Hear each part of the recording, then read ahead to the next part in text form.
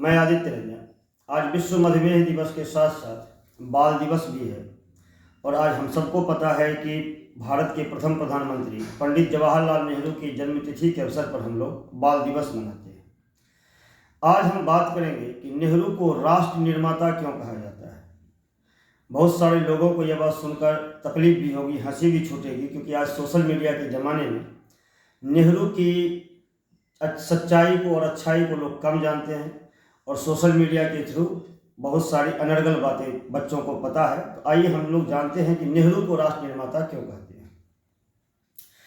जब भारत आज़ाद हुआ और भारत के प्रथम प्रधानमंत्री पंडित जवाहरलाल नेहरू बने, उन्होंने भारत में जितने भी योग्य राजनीतिज्ञ थे उन सभी की सेवा प्राप्त की, लेना चाहा और उन सभी को अपने कैबिनेट में जगह दिए, भले ही वो उनके पार्टी के नेता थे या नहीं थे।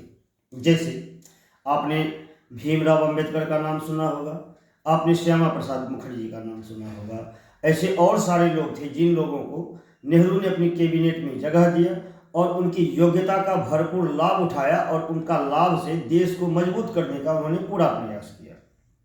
इसके बाद आते हैं देश के दूर दराज के क्षेत्रों में भारत के प्रतिभाशाली युवक, जो युवा थे, उनकी सेवा कैसे भारत माता को मिले।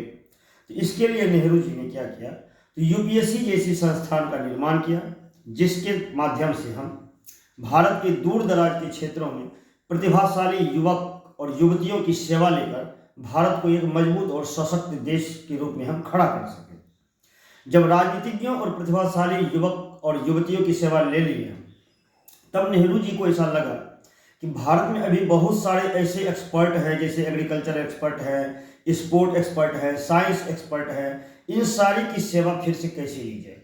तो इनके लिए नेहरू जी ने क्या किया कि योजना आयोग का गठन किया और उस योजना आयोग के माध्यम से आपने देखा होगा, प्रथम पंचवर्षीय योजना में एग्रीकल्चर पर जोर दिया गया, दूसरी पंचवर्षीय योजना में इंडस्ट्रियल सेक्टर को मजबूत किया गया, तीसरे पंचवर्षीय योजना में इंडस्ट्री और एग्रीकल्चर दोनों को कंबाइंड रूप से स्ट्रॉन्ग किया गया। इस तरह से लगातार 12वीं पंचवर्षीय योजना तक भारत को मजबूत अर्थव्यवस्था के रूप में खड़ा करने का जो श्रेय जाता है वो निश्चित रूप से नेहरू को जाता है। उसके बाद जो सबसे बड़ी बात है अभी किसी भी देश में कोई प्रधानमंत्री बन जाए, बहुत सारे ऐसे विदेशी कंपनी हैं जिसके सीईओ अभी हमारे इंडियंस है और हम गर्व करते हैं ऐसे सीईओ पर, जैसे सुंदर पिचाई है, सत्या नडेला है। इन सब लोगों पर हम लोग आईआईएम में जो बैंक मैनेजमेंट है वहाँ पर जाके देखते हैं, बहुत सारे इंडियंस काम कर रहे हैं, खुशी से हम लोग झूम उठते। क्या आपको पता है ये सब की शुरुआत कहाँ से हुई? ये सब की शुरुआत भी पंडित जवाहरलाल नेहरू ने ही किए थे, क्योंकि उन्होंने ही अपने कार्यकाल में आईआईटी जैसे संस्थान, इंडियन इंस्टीट्यूट ऑफ मैनेजमेंट जैसे संस्थान का निर्माण किया। आज उन्हीं से पढ़ के छात्र बाहर निकल रहे हैं, जो बाहर के देशों में प्रधानमंत्री बन रहे हैं, विदेशी कंपनियों में सीईओ बन रहे हैं और बहुत सारे विदेशी कंपनियों के स्टार्टअप भी दे रहे हैं। तो ऐसे थे हमारे नेहरू और ऐसे थे हमारे राष्ट्र निर्माता, जिन्हें बच्चे बहुत प्यार करते थे और वो भी बच्चों से बहुत प्यार करते थे। इसीलिए उनकी जन्मतिथि को हम लोग बाल दिवस के रूप में मनाते हैं। लेकिन यह ध्यान रहे, वह राष्ट्र निर्माता थे।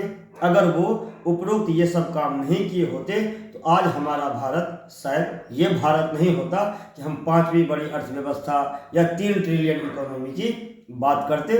इसीलिए मेरी तरफ से पंडित नेहरू को श्रद्धा सुमन।